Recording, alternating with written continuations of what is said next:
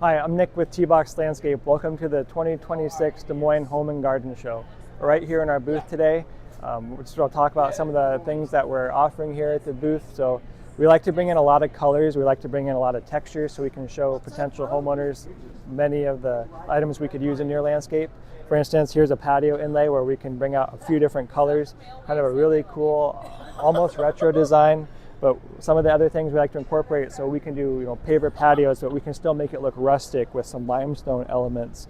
Always using evergreens, so we have color throughout the year. Picking something that's going to bloom.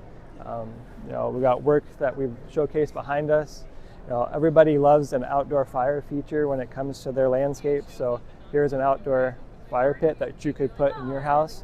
And we really like to mix and match elements. So we actually had this fire pit cap custom made. This is a real limestone. It was quarried in Wisconsin, and we had a stonemason actually quarry it for us. So it's actually really cool. This is really cool and heavy, but we mixed it with a black concrete block underneath.